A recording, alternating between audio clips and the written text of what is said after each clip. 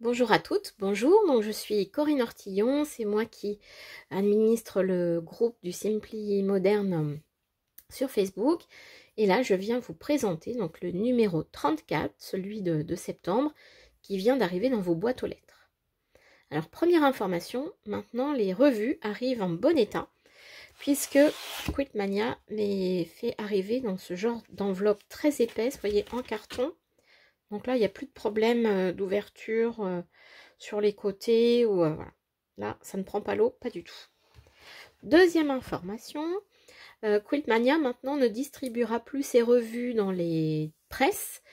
Ça revient bien trop cher. Donc pour continuer à recevoir vos revues, il faut soit vous abonner.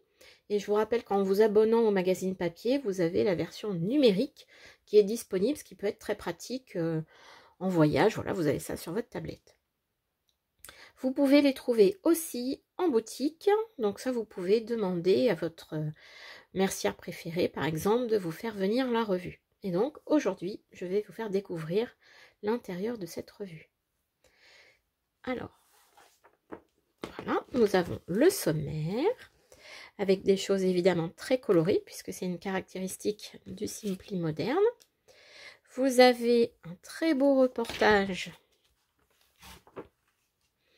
sur le Festival of Quilt, donc en Angleterre, qui a été visiblement très très beau cette année.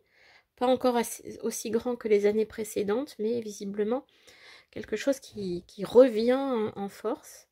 Donc pour vous organiser, Birmingham, c'est vraiment début août, 1er 4 août de l'année prochaine.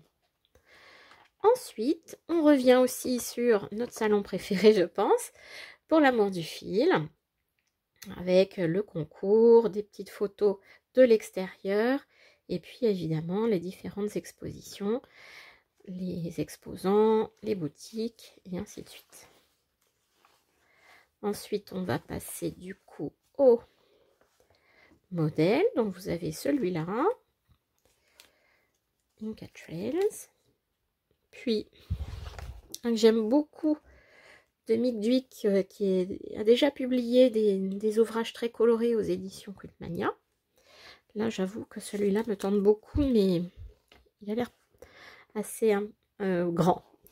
Ensuite, vous avez ce modèle-là, peut-être un peu plus simple. Pour une chambre d'ado, là, ça peut être très rapide, je pense.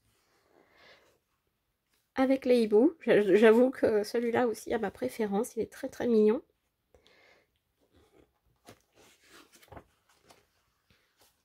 Ce patch qui est donc le patch de couverture Gateway.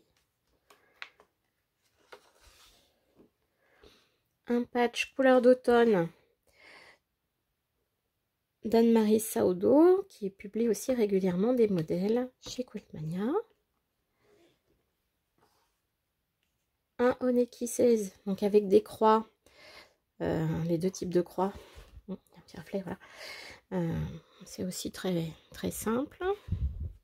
Et puis celui-là qui est très rigolo, je trouve, avec différentes boîtes, on va dire, on va appeler ça comme ça, avec des petits carrés au centre, mais de tailles différentes. Si vous regardez bien, voilà, ça donne un rythme que je trouve très intéressant.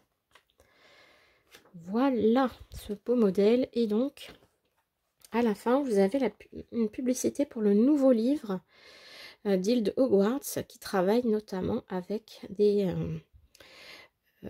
wax africains.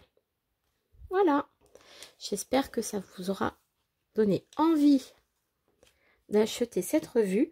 Et donc je finis sur le fait qu'il faut absolument que vous réserviez votre séjour, votre venue au salon pour l'amour du fil à Nantes en 2024. Le thème est la vie en rose et surtout c'est spécial France. Donc on y va. Bonne journée, bon week-end.